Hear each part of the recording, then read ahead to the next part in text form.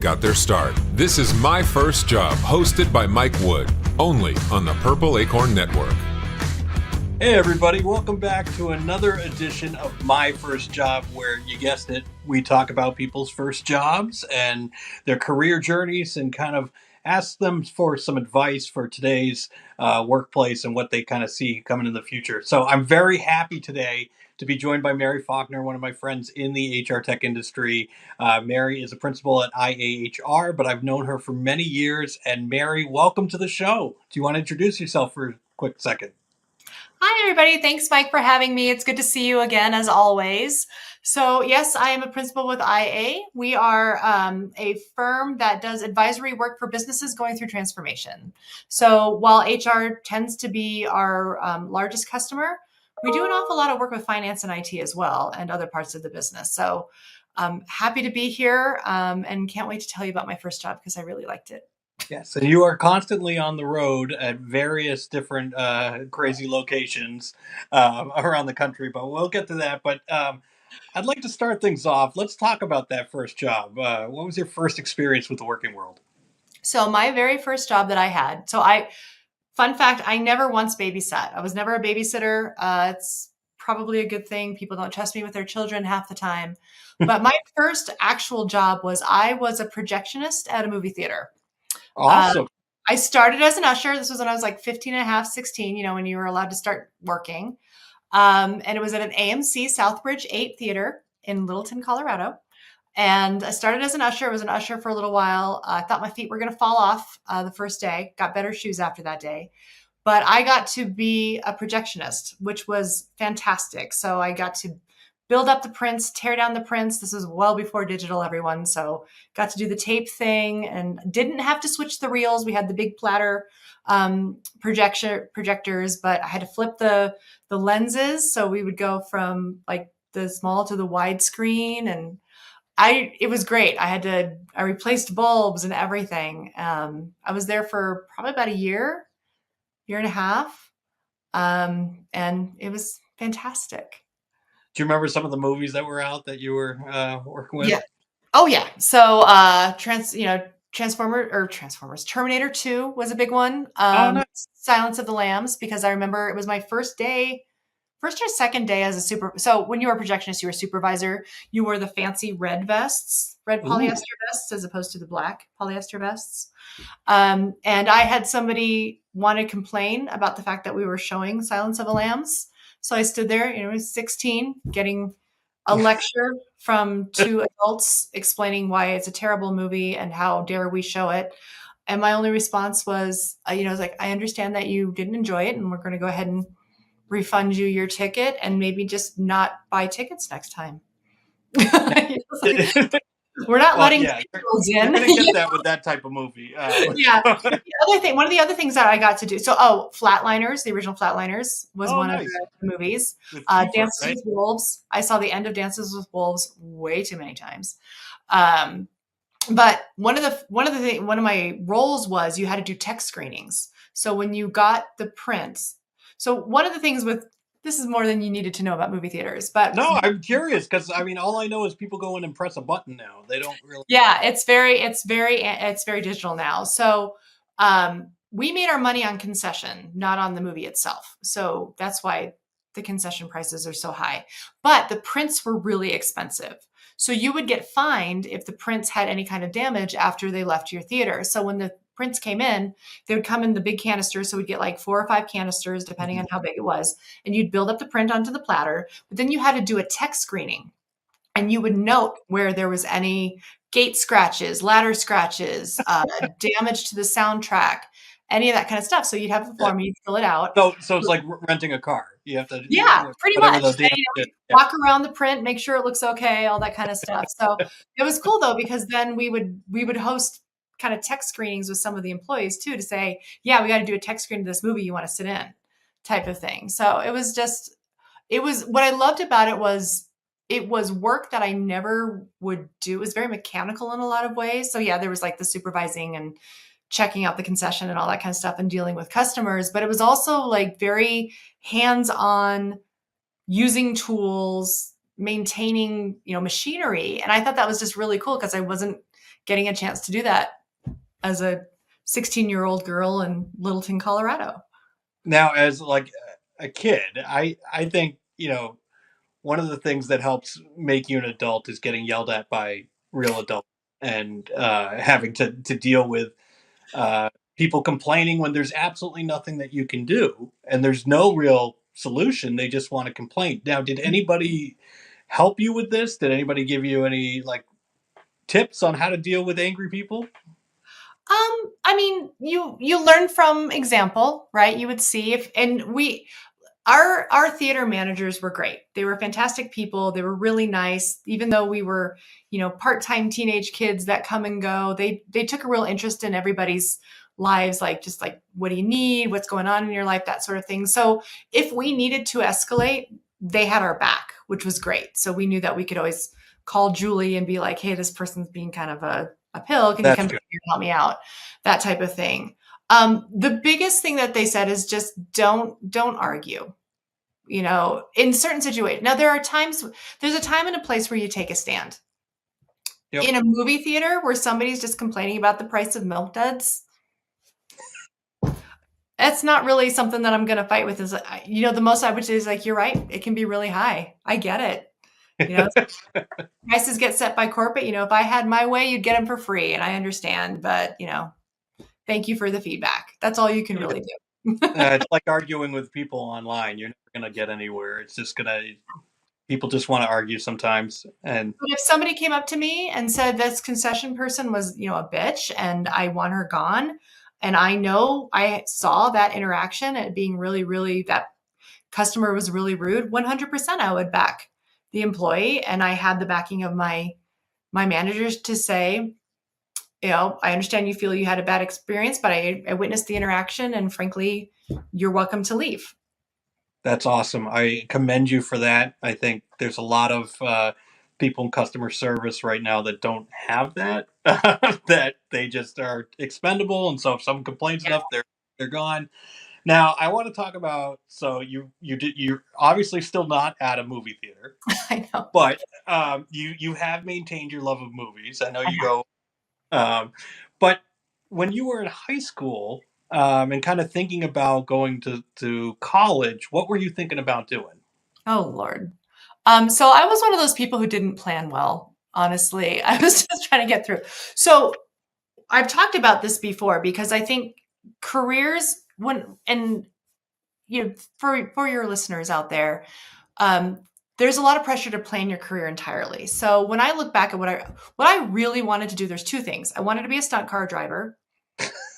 Didn't happen for a number of reasons, but I still drive that way if you're in my car. Okay. I kind of wanted to be an astronaut, but I get motion sick pretty easily, so I knew that wasn't going to happen.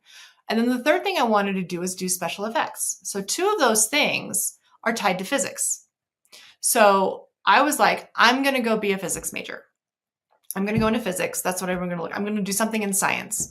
But I also was in music. So I did vocal performance, I did theater, all that kind of stuff. So my grand scheme for high school, and when I was looking at colleges to apply to, is I had to find a college that could let me do a physics music double major. Wow. Yeah, there are not a lot of them. I'm just going to tell you. Unless they really want you and they'll be like, oh, we can make it up. We can make our own physics and music. Yeah. I mean, some of it, I mean, there was a lot of, the great thing is most colleges, they're like, what you can build your own major a lot of times. At the time you could. So they were like, yeah, what do you want to do? It was really just down to when are the classes. So that was my big plan. I'm going to go do physics and music, and it's going to be amazing. And I found a couple of colleges. One was Monmouth College in Illinois, kind of in the Quad Cities. And they were great, except for it was tiny. It was like 99% Greek, and I am not a sorority girl. And their music was primarily jazz, and I am not a jazz singer. No. Even though the director was amazing. And then University of Denver would actually let me do it. So I ended up going to University of Denver. And it was great for 2 years. And then I became the only physics major in my class at the university. So it was me and the professor in my classes. And for any of you who've gone through physics and have tried to do advanced mechanics, and you know what it's like to try to do a pulley problem by yourself, you know that this is not sustainable in any way. Did So they cut the major or something, or no, yeah, they didn't cut the major. It's just even though it had a really strong physics program and a strong kind of graduate physics degree, for undergrad, you would lose a lot of kids to CU because CU obviously is well known for a lot of their space programs and such. And it was most of the people who were in my physics classes, my first 2 years, they were doing either pre-med or chemistry, going into like chemical engineering or something like Mhm. that. So once you hit like your junior year, you start to specialize in your major. So all of those physics students dropped away and started doing their major specialization. So that's why it was just me. So my math classes, I still had people, but it's just not my specific physics classes. Yeah. So, all right. So you graduated. You're the lone physics major. Oh, I didn't graduate with a physics major. At that point, Oh, okay. I had Oh, an there's more to the existential story. crisis. So then I had an existential crisis, and I decided, okay, what can I do? What can I change to keep my major, or not to keep my major? What can I change to graduate in 4 years Yeah. and not lose any time? So I had enough credits, and I still love it, and I loved it. Is I did history, so I have a history degree with a physics music double minor. Wow. So I decided to be a teacher. I was like, oh, I'll go be a teacher. That's fantastic. Look at all these things. Did my student teaching and everything, and then didn't get a job and ended up going into, I worked for a tech startup called IP Voice and had a wonderful experience there because we were a startup. So I got to do everything, did web Right. design, did writing, investor relations. So it was a great start to like kind of my adult career and kind of laid the foundation of everything else that I've done since then. Yeah, I like to tell kids, kind of starting out in the workforce now, to try to find a place that lets you stretch, like not a place that Yes. is going to pigeonhole you into one job for the next like 30 years. And I've done some, uh, I've taught some classes at BU, for a friend of mine, and I always tell the kids there, like your first job's not going to be your last job. Right. It's move around, find something that spikes your curiosity, and then kind of learn as much as you can from there. So, like as we see with you, like you physics and music and then history, and kind of like a Renaissance man or woman. Like, Yeah. Well, and then I was like, well, I need to get an actual job because, tech startups go away, did something else. yeah, But it did something I did from that perspective, that attitude of just like the things that I would tell people is every job builds experience, no matter what kind of experience. You know what you like, what you don't like. It sets some of your working attitude. So because early in my career, I had a chance to work in jobs where I had a lot of control over what I did. Create your job. Go figure out how to do this. Learn this. We don't know. We're building this as we go. That really kind of set the foundation of how I approached my entire career. And that's kind of where you get there. Um, but also being willing to change directions. So I thought, oh, I'll go get an MBA because shockingly, history isn't like a big getter in the degree field for businesses. So I started an MBA and I absolutely hated it. I got through probably 2 semesters. Accounting is what killed me, but yeah, it wasn't specific enough. So I was like, well, great. Now I've wasted this time. And I actually talked to a career counselor finally, in my 20s. I was like, oh, I'll actually go talk to a career counselor, and took all the tests and everything. But the thing that I really enjoyed was, strangely enough, I love business law and I love statistics. Those are the two classes in my MBA program that I really liked. And I talked to lawyer friends of mine, and they're like, clerking would kill you. Don't be a lawyer. So I was like, okay. So because as much as I like legal stuff, I think it was like the actual practice of law, they figured I wouldn't enjoy. yeah. But from statistics, that's where I found like the world of continuous improvement and learning and development and organizational development. So I switched my master's to instructional learning technologies with kind of a focus on OD. And that's kind of but all of that, I always look back and it's like, I never thought of anything I did as a waste of time. It was never a waste. It was never a mistake. It got me to where I am today. But All of did you the feel that way experience at the time? I did. But I Okay. think what helped was the fact that um, I got a job as an instructional designer right when I started my master's program. So the work that I did at work was basically just my homework. Awesome. So I was building a great example. I was building a sexual harassment prevention training for online in-house at my job. And that happened to be one of my projects at school. So I was like, yes, this is great. I mean, were there moments where it was just like, this is a waste and what have I done? Absolutely. You do run into that. But I loved I loved my history degree. I look at things like history as, and any liberal arts, by the way, as pattern recognition, critical thinking, um, information analysis. You're taking in soft data, for lack of a better term, and figuring out how it makes society work. That's what business is. Yeah, there's hard data, but there are people behind it. So I never felt like my degree was ever a waste. I still loved it.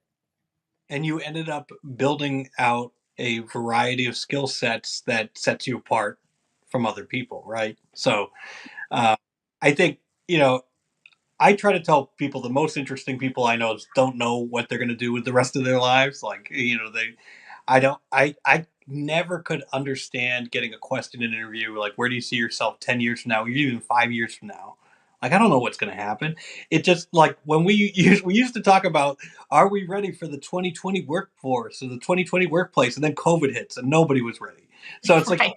you can't really plan that much. And it's okay to kind of like move around to different things as long as you're constantly curious and you're constantly learning Mhm. something. Yeah, So it's so my brother has 4 kids and they range in age from like 19 to 27, 6.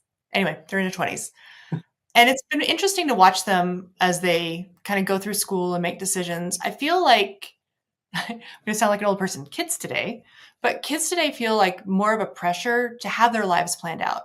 Like it's great, my youngest nephew went into college with this is what I want to do. He took all these classes in high school to make him ready for this degree and for ready. And like it's great. Like he's really focused and gets to do that. But on the flip side, I wonder if he's missing out on some of the curiosity or the exploration or what it is. I was talking to my brother about it, and it's just sort of like, what are they missing from the college experience or from the learning experience or the life experience because they're not just kind of open to what might happen. Now, some circumstances being what they were, I mean, my niece, she graduated the year that COVID shut down all graduations.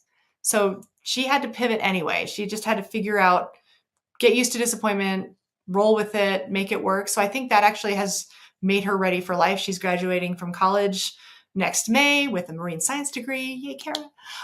But it's one of those things where like there's a balance, right? What do you want to do? But don't be so focused in on it that you miss out on other potential interesting opportunities. yeah, I think that's a problem with kind of our society, and at least, I mean, it was my generation, it was probably my parents' generation that you're taught that you go from A to B, and that's your goal. Hmm. Like get to B to get to C.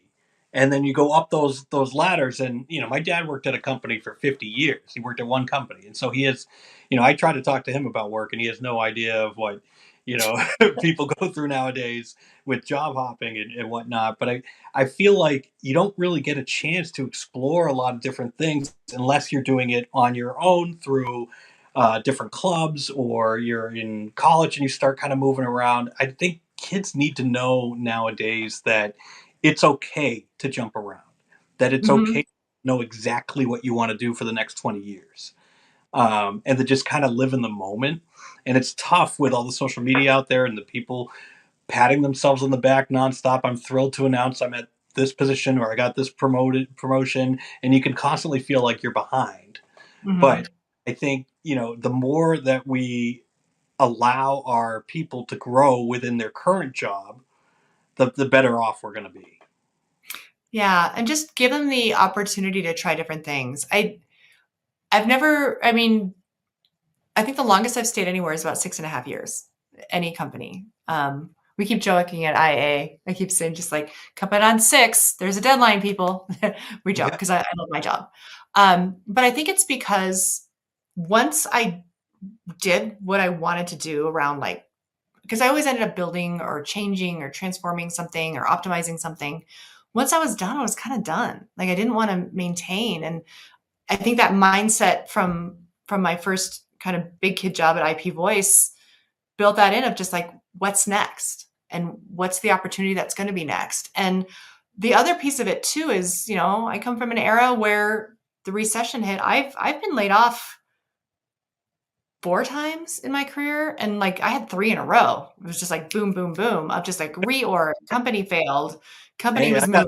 I'm working on It's, number 2 in 4 years. I yeah, it's and I mean it was like it was in rapid succession, and you just learned because if I was just like, oh my god, I have to find this next job, is one of those things of just like, let's try this. Let's try this. We're gonna see. Now, I will also say though, I also come from a generation where like I need a job and I'm not comfortable not having a job.